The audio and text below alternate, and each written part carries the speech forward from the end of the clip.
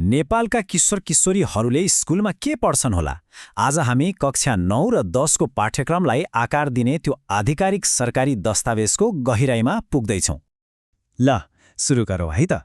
हाम्रो यो सम्पूर्ण विश्लेषणको आधार यही आधिकारिक दस्तावेज हो, माध्यमिक शिक्षा पाठ्यक्रम 2078। स्क्रिनमा देखिएको यही कागजातले लाखौं विद्यार्थीको भविष्यको लागि एउटा मार्गचित्र कोर्ने काम गर्छ। यो प्रश्न सुन्दा त एकदमै सामान्य लाग्न सक्छ, हैन र?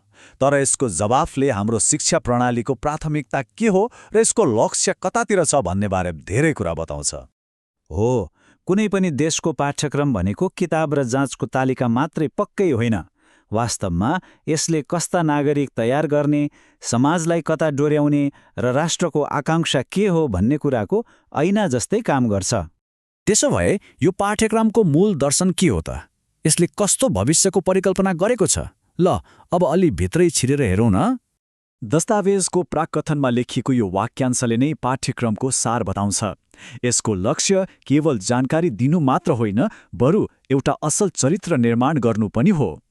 अब त्यो ठूलो दृष्टिकोणलाई व्यावहारिक सिपमा कसरी उतारिएको छ त? पाठ्यक्रमले आलोचनात्मक सोच, आत्मनिर्भरता र सञ्चार जस्ता दक्षताहरूमा विशेष जोड दिएको देखिन्छ। यी किताबका कुरा मात्रै होइनन्, जीवनका लागि चाहिने महत्त्वपूर्ण औजारहरू हुन्। पाठ्यक्रमको दर्शन त बुझियो, अब यसको संरचना कस्तो छ त्यो हेरौँ। नेपालको विद्यालय शिक्षा प्रणाली खासमा कसरी बनेको छ त? यो तालिकाले अस्पष्ट पार्छ कि कक्षा 9 र 10 माध्यमिक शिक्षाको पहिलो चरण हो, जुन विद्यार्थीको 13 देखि 14 वर्षको उमेर समूहमा पर्छ। यो भनेको आधारभूत शिक्षा पूरा गरिसकेपछिको एउटा महत्त्वपूर्ण खुड्किलो हो। अब हामी साधारण धारका सबै विद्यार्थीहरूले पढ्नै पर्ने ती अनिवार्य विषयहरूमा केन्द्रित हुनेछौँ, जसले उनीहरूको शैक्षिक जग बसाल्न मद्दत गर्छ।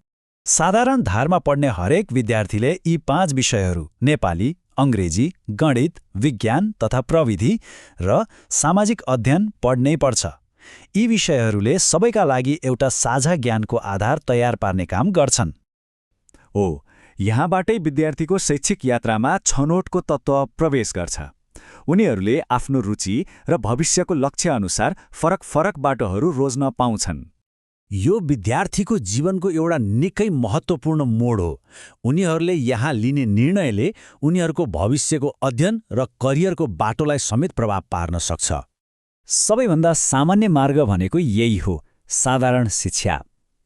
यसमा 5वटा अनिवार्य विषयका साथै विद्यार्थीहरूले आफ्नो रुचिअनुसार 2वटा ऐच्छिक विषयहरू छनौट गर्न पाउँछन्। जम्मा 32 क्रेडिट आवरको यो मार्गले एउटा फराकिलो शैक्षिक आधार प्रदान गर्छ। साधारण शिक्षासँगै अर्को विकल्प हो परम्परागत शिक्षा। यसमा संस्कृत वा मदरसा जस्ता धारहरू पर्छन्, जहाँ मूल विषयहरूसँगै विशेष सांस्कृतिक र धार्मिक अध्ययनलाई पनि जोडिएको हुन्छ। यसको संरचना पनि साधारण शिक्षा जस्तै 32 क्रेडिट आवरकै रहेको छ। र तेस्रो मार्ग हो प्राविधिक तथा व्यावसायिक शिक्षा। अब यहाँ एउटा एकदमै रोचक कुरा के छ भने यसमा जम्मा 40 क्रेडिट आवर छ, जुन अरू धारभन्दा 8 क्रेडिट आवर बढी हो। यसले अनिवार्य विषयका साथै 4वटा विशेष प्राविधिक विषयहरूमा गहन अध्ययन गराउँछ, जसको मुख्य उद्देश्य विद्यार्थीहरूलाई सिधै काम गर्न सक्ने सिप प्रदान गर्नु हो। अब कुरा गरौँ ऐच्छिक विषयहरूको, जहाँ पाठ्यक्रमले विद्यार्थीहरूलाई आफ्नो रुचि अनुसार अघि बढ्नका लागि साँच्चै नै विशाल अवसरहरू दिएको छ। यो सङ्ख्या सुन्दा अचम्म लाग्न सक्छ। साधारण धारका विद्यार्थीहरूका लागि ऐच्छिक विषयको रूपमा छनौट गर्न 80 भन्दा बढी विकल्पहरू उपलब्ध छन्। यो त छनौटहरूको एउटा विशाल संसार नै भयो। यसले पाठ्यक्रमको विविधतालाई उत्कृष्ट रूपमा देखाउँछ। एकातिर योग शिक्षा र वैदिक अध्ययन जस्ता परम्परागत ज्ञान छन् भने अर्कोतिर कम्प्युटर हार्डवेयर मर्मत र राजमार्ग इन्जिनियरिङ जस्ता अत्याधुनिक प्राविधिक सिपहरू पनि छन्। भाषाको क्षेत्रमा पनि उस्तै विविधता छ। विद्यार्थीहरूले जापानी र फ्रेन्च जस्ता विश्वव्यापी भाषाहरू सिक्ने अवसर पाउँछन् भने सँगसँगै मैथिली, नेपाल भाषा र भोजपुरी जस्ता हाम्रा आफ्नै स्थानीय भाषाहरूको संरक्षण र प्रवर्धन गर्ने मौका पनि पाउँछन्।